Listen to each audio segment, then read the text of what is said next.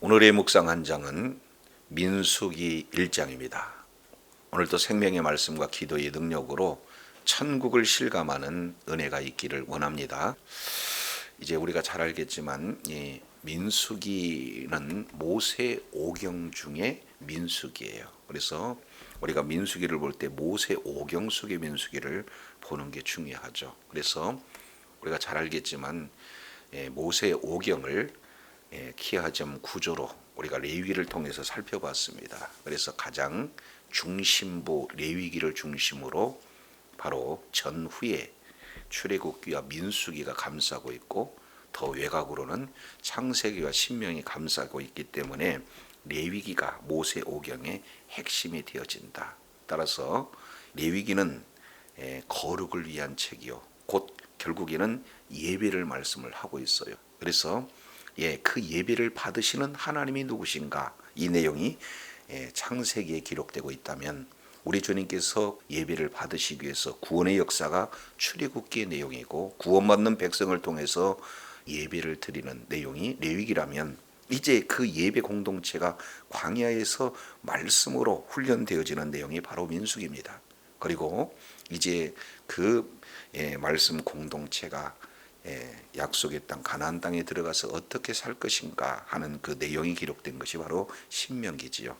그 중에 이제 이 민수기는 이제 학자마다 분류하는 구분하는 내용들을 달리하고 있지만 보통 크게 세 부분으로 나눠 볼 수가 있죠. 그래서 1장에서 12장까지 이 내용은 바로 구세에 대한 내용이 소개되고 있어요.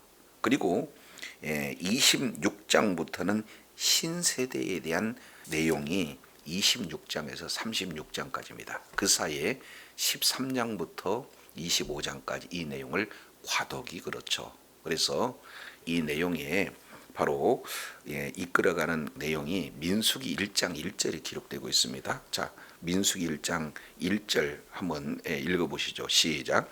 이스라엘 자손이 애굽 땅에서 나온 후 둘째 해 둘째 달 첫째 날에 여호와께서 시내 광야 회막에서 모세에게 말씀하여 이르시되. 자, 여기에서 아주 중요한 핵심 키워드들이 소개가 되고 있는데, 자, 그러면은 이스라엘 자손이 어디에서 나온 후라고 그랬습니까? 그랬습니다. 애굽 땅에서 나온 후. 그래서 지금 2년 2월 1일이 되었다. 지금 이렇게 말씀하고 있습니다. 무려 지금 2년이 경과되고 있습니다. 그 기점은 애굽에서 나온 후. 다른 말로 이스라엘 백성들이 구원받은 이후 2년 2월 1일째 되던 그런 내 상황에서 하나님께서 신의 광야 회막에서 모세에게 말씀하여 이르시되, 이렇게 지금 표현을 하고 있습니다. 여기서 광야가 소개가 되고 있어요. 그 광야는 무슨 광야입니까? 신의 광야입니다. 그리고 그 신의 광야에서 어떻게 했습니까? 말씀하여 이르시되, 이렇게 표현하고 있습니다. 그러니까 민수기 1장 1절 내용을 통해서 보면은 신의 산에서 머무른 지 2년 동안 사실은 뭘 하고 있어요? 하나님의 말씀을 지금 받고 있는 그런 어떤 상황이 되어집니다. 그래서 민수기의 특징, 이 내용은 무엇으로 시작해서 무엇으로 마치는가 하는 이 내용이 바로 하나님의 말씀, 이 말씀이 선포되어지는 그 명령으로 시작해서 명령으로 끝나는 것이 민수기의 특징이에요. 자, 우리 민수기 마지막 장 마지막 절 이 내용을 통해서 보면은 민수기 36장 13절 내용을 통해서 보면은 이는 여리고 맞은편 요단가 모압 평지에서 여호와께서 모세로 이스라엘 자손에게 뭐 하신? 명령하신 그 명령과 규례니라. 그래서 이 광야 40년 동안 이스라엘 백성들에게 우리 하나님께서는 말씀하시고, 그리고 이스라엘 백성들은 그 말씀을 듣고 순종하는 모든 과정, 이런 훈련이 바로 민수기의 핵심의 내용이 됩니다. 그래서 민수기에는 무려 명령이라고 하는 이런 내용이 바로 80여 번 이렇게 기록이 되고 있어요. 따라서 민수기의 모든 주도적인 역사는 누가 주관하시느냐? 우리 하나님께서 주관하신다 하는 그런 내용이 지금 소개가 되고 있습니다. 그래서 민수기 1장 1절 여호와 하나님께서 광야에서 말씀하여 이르시되 라고 하는 이 내용은 이제는 모든 출발점이 하나님의 말씀으로 하나님의 권위로 시작되어진 그런 어떤 내용들을 말씀을 하고 있습니다. 자, 그 중에 2절 보시겠습니다. 너희는 이스라엘 자손 모든 회중 각 남자의 수를 그 종족과 그 조상의 가문에 따라 그 명수대로 뭐 할지니 그랬습니까?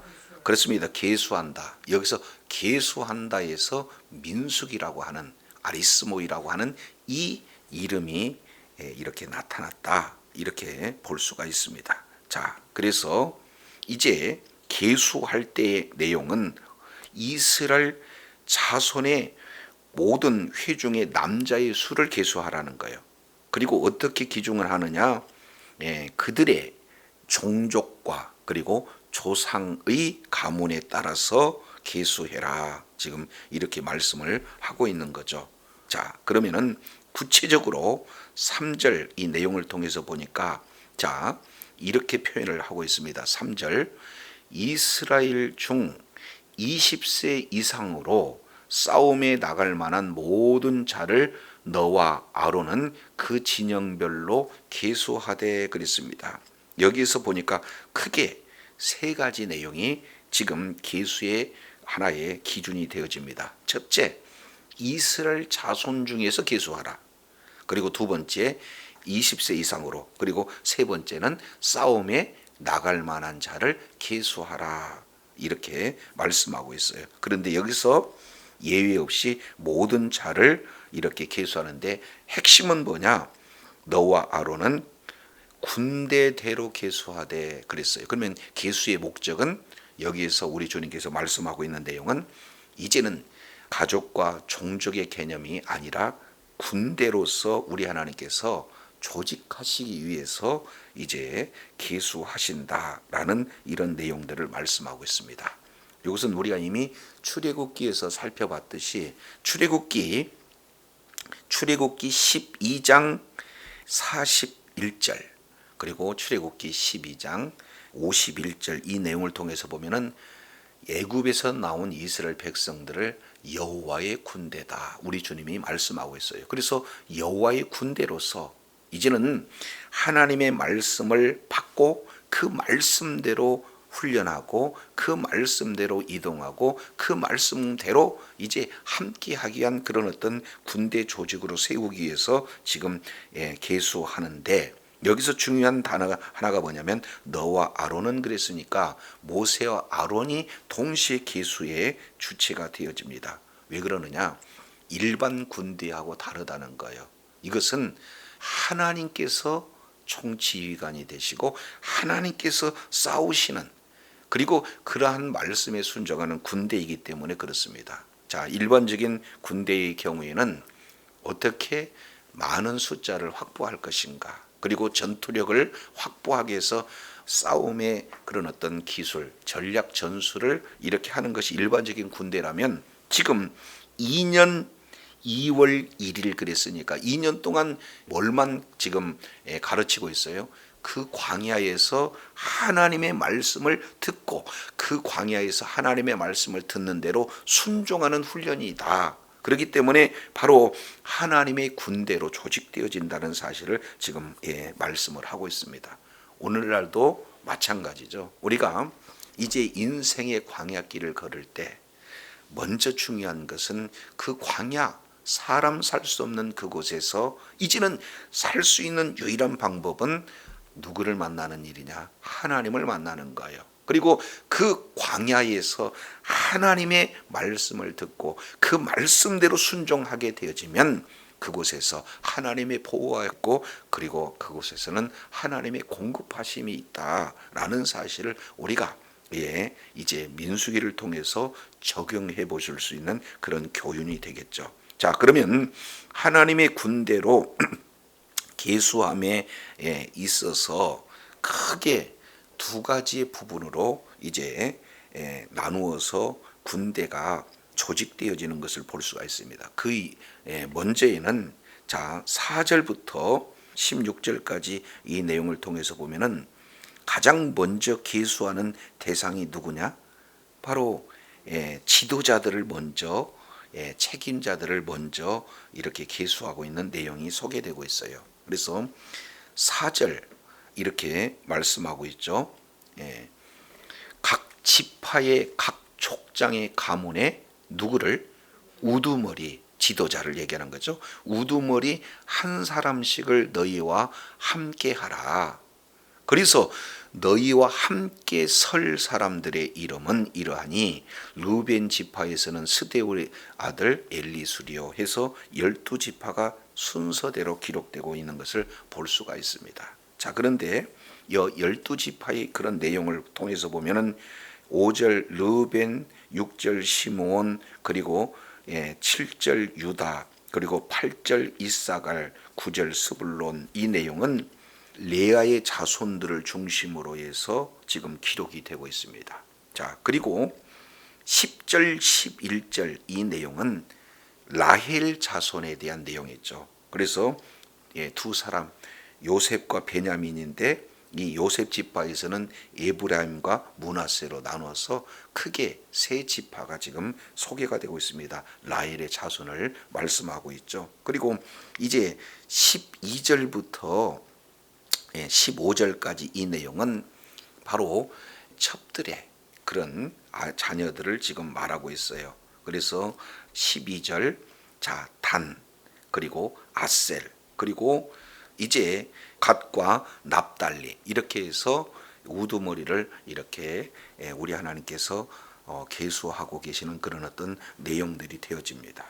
자, 그런데 여기에서 잘 보시면은 16절이에요. 16절 그들은 회중에서 부름을 받은 자요 그 조상의 지파의 지휘관으로서 이스라엘 종속의 우두머리다. 그러니까 우리 주님께서 관심을 두고 있는 자는 또 누굽니까?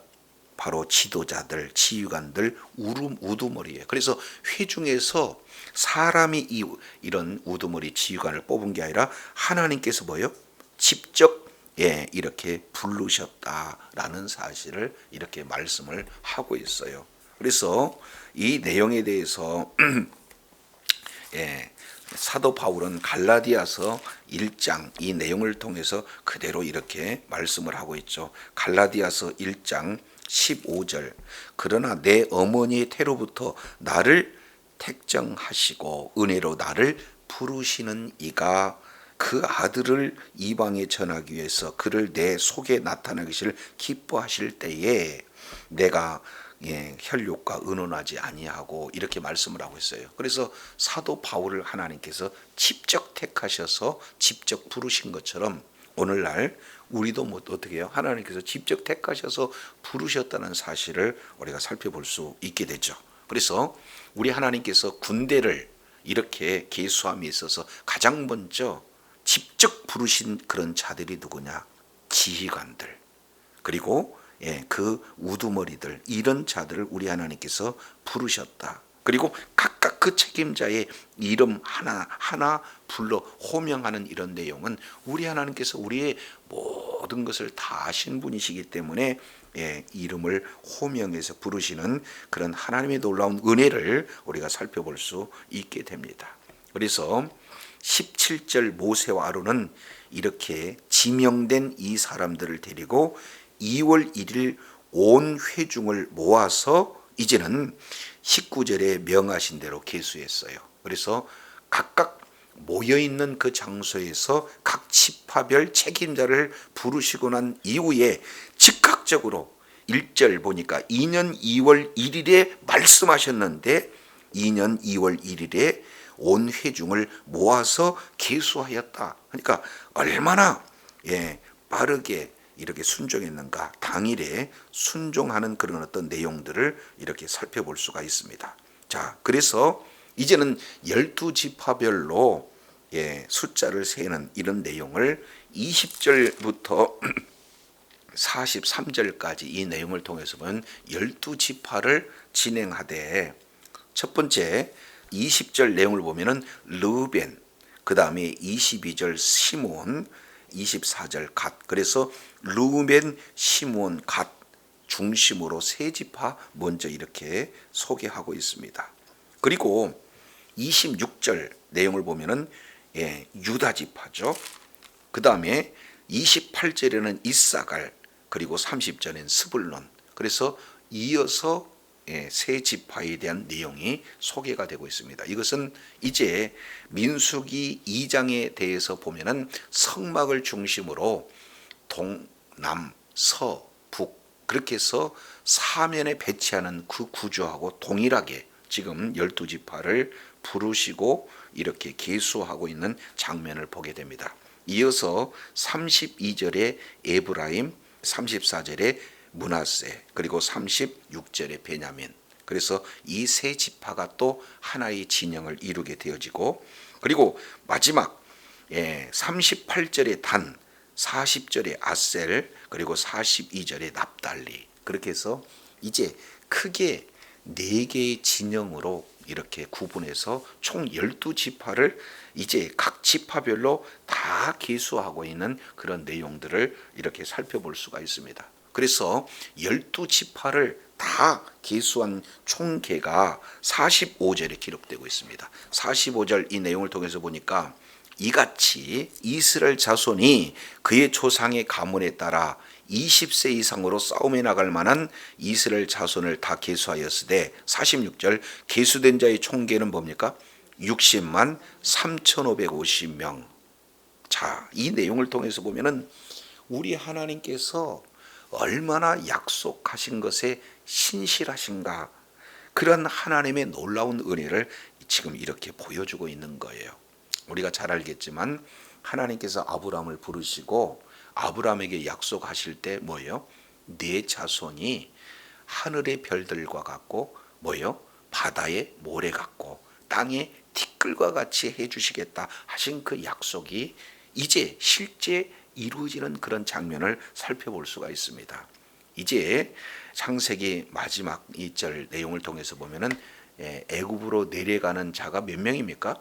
70명. 여기는 출애굽기 1장에 그대로 기록되고 있지 않습니까? 근데 불과 430년 만에 이제 20세 이상 싸움에 나갈 만자가 무려 60만 3,550명으로 부호됐다. 그러면은 이제 여기에는 유아들, 여자들, 그리고 노인들 이 계수하면은 최소한 200만 명 이상이 되어지는 이제 큰 민족을 이루어지게 되는 거죠. 이것은 아브라함에게 하나님께서 약속하신 것이 그대로 성취되었다. 이것은 전적인 하나님의 은혜다. 이스라엘 백성들이 애굽에서 종 노예로 살면서도 그럼에도 불구하고 이런 엄청난 인원으로 되는 것은 하나님이 아브라함, 이삭, 야곱에 의해서 계속 언약의 말씀을 하시고 그 말씀을 그대로 이루시는 이 하나님의 놀라운 은혜가 지금 60만 3,550명 이 속에 고스란히 이렇게 담겨져 있음을 살펴볼 수가 있습니다. 자, 그런데 여기서 반복된 단어가 계속 이루어지죠. 20세 이상 싸움에 나갈 만한 모든 자, 이 내용이 계속 지금 반복되고 있는 그런 어떤 내용들을 이렇게 볼 수가 있습니다. 자, 그래서 1장만 무려 14번씩이나 이렇게 기록이 되고 있어요. 그러면 이 내용은 어떤 겁니까? 각 지파별마다 한 번 셀 때마다 그렇게 하나님의 은혜가 임하였다. 각 지파별로 임하였다. 종합적으로 다시 한번 시작과 마지막을 이렇게 진행해서 12지파에게 베풀어 주신 하나님의 은혜, 전체적으로는 하나님은 말씀하시고 말씀하시는 내용을 그대로 이루시는 하나님의 놀라운 은혜를 1장 전체 내용을 통해서 우리가 살펴볼 수가 있습니다. 단 이 계수에 들지 않는 그런 자에 대해서 47절부터 54절까지 내용을 통해서 보면은 레위지파는 계수에 들지 않았다 하는 내용에, 그 이유에 대해서는 이제 레위 지파에 대해서는 3장 4장에 걸쳐서 크게 2장에 대한 내용을 말씀을 하고 있습니다. 자, 이제 54절 읽고 마치겠습니다. 자, 54절. 이스라엘 자손이 그대로 행하되 여호와께서 모세에게 뭐 하신 대로? 명령하신 대로. 그렇습니다. 명령으로 시작해서 명령으로 이제 끝나는, 명령에 의해서 순종하는 그 자들이 바로 여호와의 군대죠. 오늘날 우리 주님께서 디모데후서 2장 내용을 통해서 보면은 우리를 뭘로 부르셨어요? 군대대로 부르셨습니다. 군대에는 하나님의 말씀이 기준이 되어지고 그 말씀을 듣고 그 말씀에 순종하는, 그래서 주님이 말씀하시는 그런 원하는 대로의 질서가 있고, 그리고 하나님의 뜻을 이루는데 봉사하는 그런 조직이 되어진다는 사실을 저와 여러분이 기억하시고, 이제 인생길 광야 같은 그곳에서 하나님의 말씀을 듣고 그 말씀에 순종하는 그 길이 우리들에게 가장 큰 분복임을 기억하시고, 날마다 하나님의 말씀에 순종하는 자리에 있어서 하나님의 일하심과 하나님의 보하심을 날마다 경험하는 그런 주의 사랑하는 자녀들이 다 되시기를 예수 이름으로 축원합니다. 기도하겠습니다.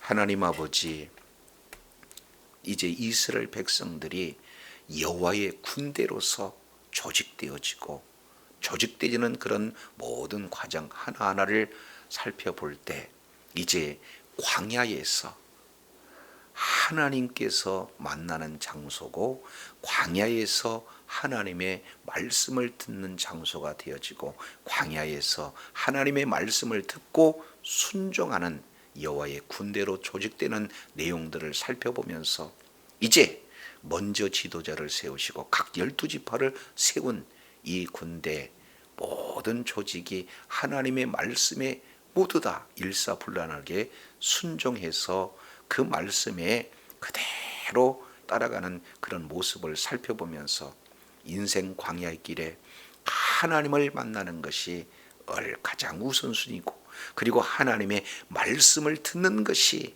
가장 본질적인 내용이고, 그러한 말씀에 순종하는 것이 우리의 본분임을 다시 한번 일깨워 주셨사온즉, 말씀에 순종하고 그러한 하나님의 일하심을 날마다 경험하는 그런 주의 사랑하는 자녀들 다 되게 역사하여 주시옵소서. 우리 구주 예수님 이름으로 기도드립니다. 아멘.